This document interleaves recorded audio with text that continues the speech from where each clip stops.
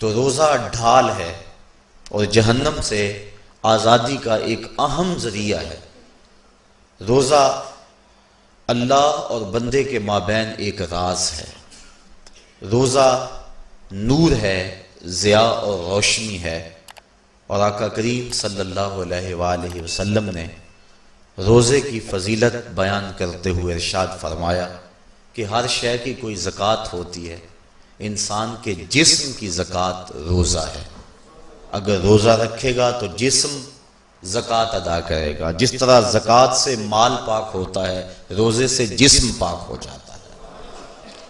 اور روزہ ویسے بھی انسان کے لیے شفا کا پیام ہے۔ فرمایا کہ سحری کھایا کرو، چونکہ سحری کے کھانے کے اندر بھی اللہ نے برکت رکھی ہے۔ تو یہ ماہ صیام اپنے دامن میں برکتیں لے کر، رحمتیں لے کر نازل ہوتا ہے۔ اس کا پہلا حصہ رحمت، درمیانی حصہ مغفرت، اور آخری حصہ جہنم سے آزادی کا مژدہ جاں فضا ہے۔ حدیث میں آتا ہے کہ اللہ نے میری امت کو رمضان المبارک کے روزے کے حوالے سے 5 چیزیں ایسی عطا کی ہیں جو اس سے قبل کسی امت کو نصیب نہیں ہوئی۔ ایک تو یہ کہ رمضان المبارک کے اندر روزہ رکھنے والے کے معدے سے جو بو نکلتی ہے، اللہ کو وہ مشک سے زیادہ محبوب ہے۔ دوسری بات کہ جب ماہ صیام آتا ہے تو شیاطین کو جکڑ دیا جاتا ہے۔ تیسری بات کہ روزے دار جب تک روزے میں رہتا ہے، فرشتے اس کے لیے مغفرت کی دعائیں کرتے رہتے ہیں۔ اور چوتھی بات، جب ماہ صیام کی آخری رات آتی ہے تو اس کے سارے گناہوں کو بخش دیا جاتا ہے اور اس کو جہنم سے آزادی کا پروانہ مل جاتا ہے۔ بلکہ ایک صحابی نے حضور سے عرض کی کہ آقا کریم، جو یہ جہنم سے آزادی کا پروانہ مومن کو ملتا ہے تو کیا یہ لیلۃ القدر کی رات ہے؟ تو آقا کریم نے فرمایا نہیں، جب مزدور اپنی مزدوری مکمل کرتا ہے، جب اس کی دہاڑی پوری ہو جاتی ہے تو پھر اس کو اس کا مالک کچھ دیتا ہے، تو یہ جو اس کو بخشش اور مغفرت کا مژدہ جاں فضا دیا جاتا ہے، یہ اس کی مزدوری ہے۔ اور فرمایا کہ جو لیلۃ القدر کی برکتیں اس کو حاصل ہوتی ہیں، یہ اس کے علاوہ ہیں۔ اور یہ اللہ تعالیٰ جل شانہ نے خاص کرم نوازی فرمائی بندہ مومن پر کہ اس کو یہ بابرکت رات عطا فرمائی۔ اور 5ویں فضیلت جو اس کو دی گئی روزہ دار کو، اور حضور سے قبل جو امتوں میں لوگ روزے رکھتے تھے، یہ فضیلتیں ان کو نہیں عطا کی گئی۔ جنت کو پورا ماہ مومن کے لیے آراستہ و پیراستہ کیا جاتا ہے۔ حضرت ابو ہریرہ رضی اللہ تعالی عنہ سے ایک روایت مروی ہے جس کو امام بخاری اور امام مسلم نے روایت کیا کہ آقا کریم علیہ السلام نے ارشاد فرمایا، قال اللہ عز وجل، اللہ جل شانہ ارشاد فرماتا ہے، کل عمل ابن آدم لہو، ابن آدم کا ہر عمل اسی کے لیے ہے، الا الصوم فإنہ لی، ہاں مگر روزہ ہے جو وہ میرے لیے رکھتا ہے، وأنا أجزی بہ، اور اس کی جزا میں اسے دوں گا، والصیام جنۃ، اور صیام روزہ ڈھال ہے، فإذا کان یوم صوم احدکم فلا یرفث ولا یصخب، فإن صابہ احد او قاتلہ فلیقل انی صائم انی صائم، والذی نفس محمد بیدہ لخلوف فم الصائم اطیب عند اللہ من ریح المسک، للصائم فرحتان یفرحہما اذا افطر فرح بفطرہ واذا لقی ربہ فرح بصومہ۔ تو فرمایا کہ جب کوئی شخص روزہ رکھتا ہے تو اس کا یہ عمل اللہ کے لیے ہے اور اللہ تعالیٰ اس کی جزا دے گا۔ روزہ ڈھال ہے، جب کوئی شخص روزہ رکھے تو وہ اس کے اندر کوئی اللہ کی نافرمانی نہ کرے، یہاں تک کہ اگر اس کو کوئی شخص گالی بھی دے تو وہ یہ کہے کہ میرا روزہ ہے، میں صائم ہوں، میں نے روزہ رکھا ہوا ہے، یہ کہہ کے لڑنے والے کو، الجھنے والے کو ٹال دے۔ حضور نے ارشاد فرمایا مجھے قسم ہے اس رب کی جس کے قبضے میں محمد کی جان ہے کہ روزہ دار کے معدے سے جو بو نکلتی ہے اللہ کو وہ مسک یعنی کستوری کی خوشبو سے زیادہ محبوب ہے۔ اور روزہ دار کے لیے دو خوشیاں ہیں، ایک خوشی اس کو اس وقت ملتی ہے جب وہ روزہ افطار کرتا ہے، اور دوسری خوشی اس کو اس وقت ملتی ہے جب اس روزے کے صلے میں اسے اپنے رب کا دیدار نصیب ہوگا۔ یہ بات ذہن میں رکھیں کہ اس دنیا پر سب سے بڑی دولت جو حضرت انسان کو دی گئی ہے وہ دولت ایمان ہے، اور قیامت کے دن سب سے بڑی دولت جو اہل ایمان کو دی جائے گی وہ اللہ تعالیٰ کا دیدار ہوگا۔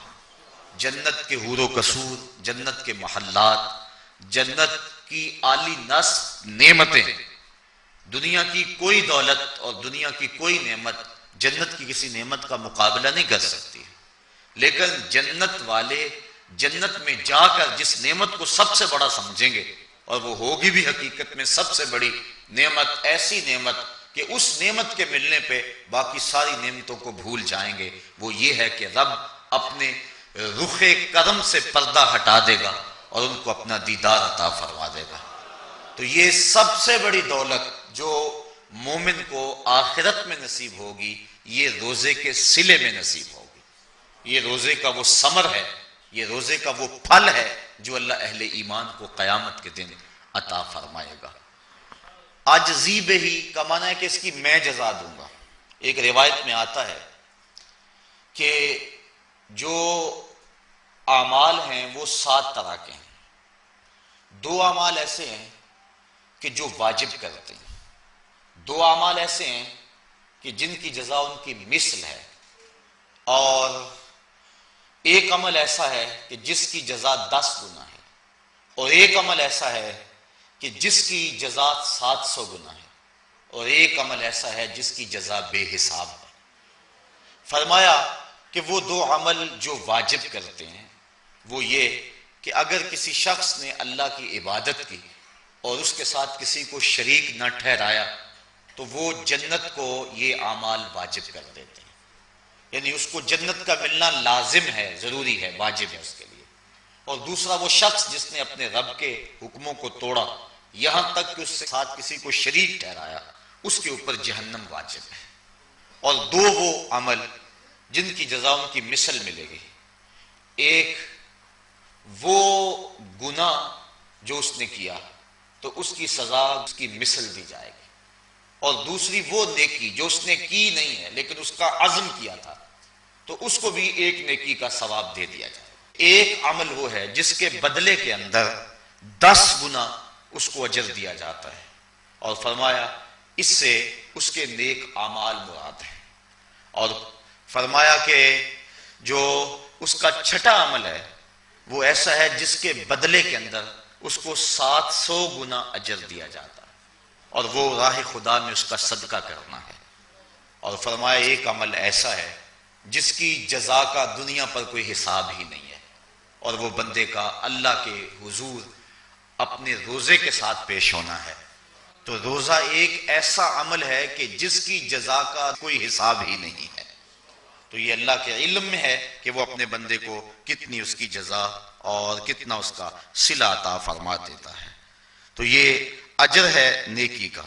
اور آقا کریم علیہ السلام نے ارشاد فرمایا روزہ ڈھال ہے اور جہنم سے بچنے کا ایک مضبوط قلعہ ہے۔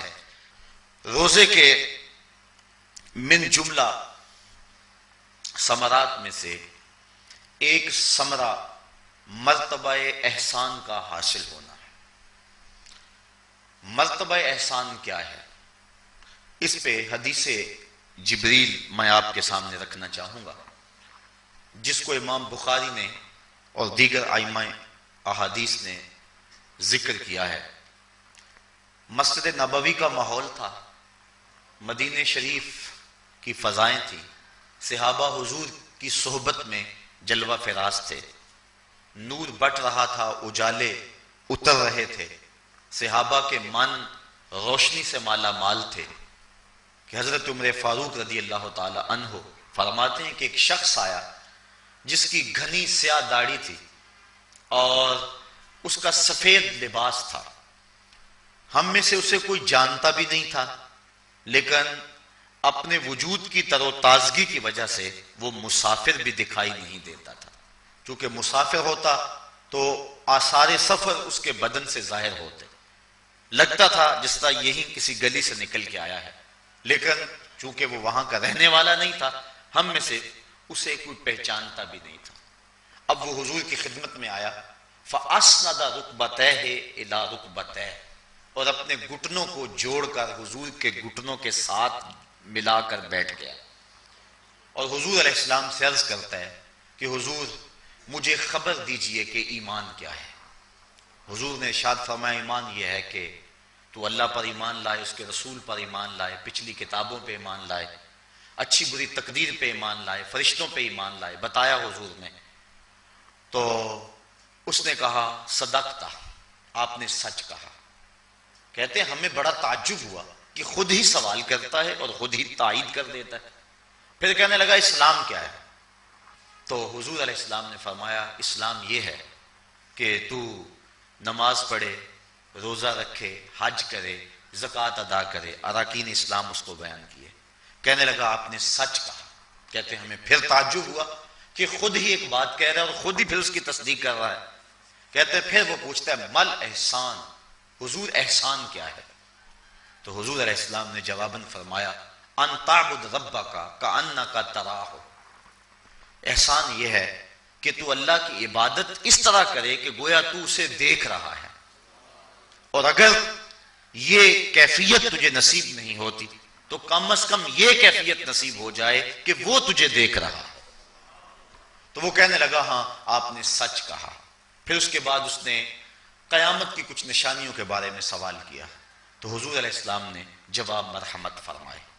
جب وہ شخص اٹھ کے چلا گیا تو حضور نے فرمایا عمر جانتے تھے یہ شخص کون ہے؟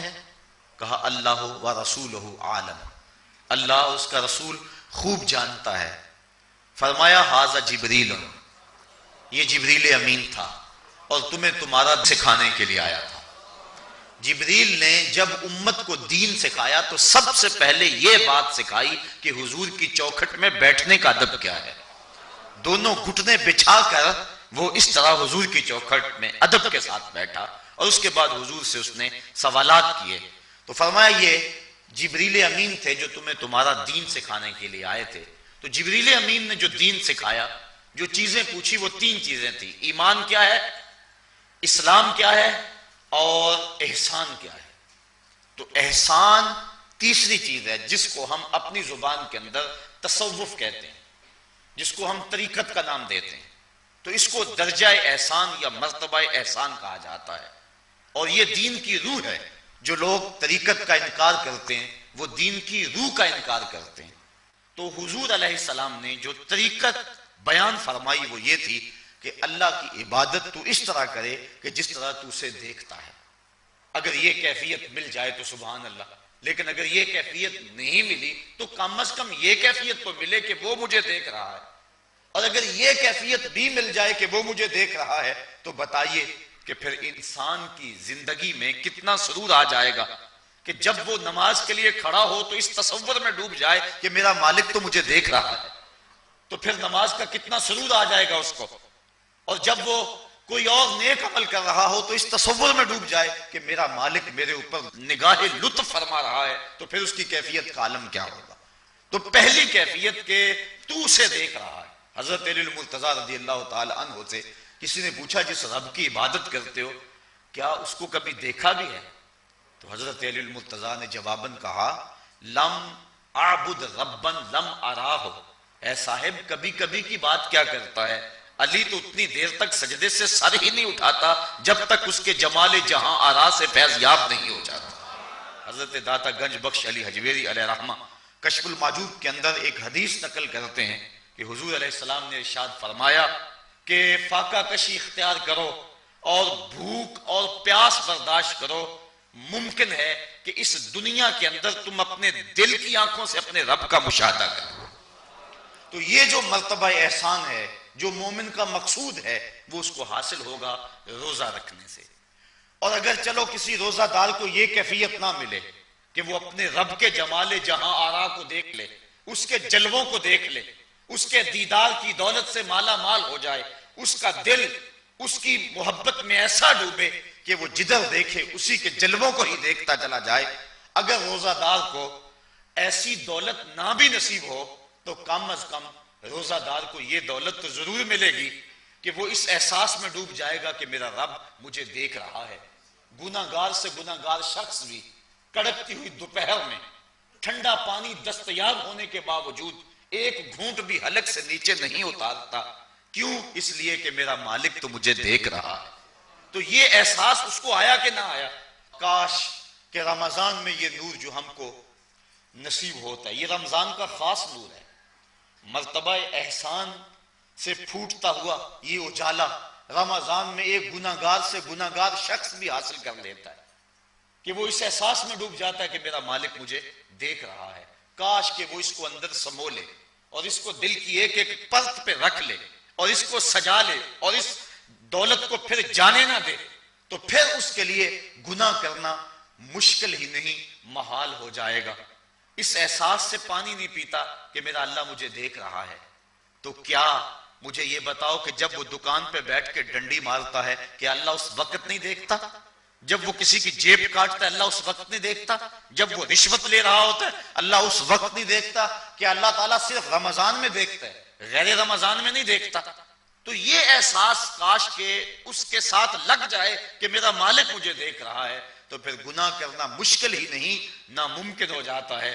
ساتویں کوٹھڑی میں جب سارے دروازے بند کر کے بت کے اوپر موٹا کپڑا ڈال کے زلیخا بولی ہے تالک یوسف اب آ جاؤ نا، اب تو کوئی نہیں دیکھ رہا ہے، تو یہی احساس تھا جس نے روشنی دی۔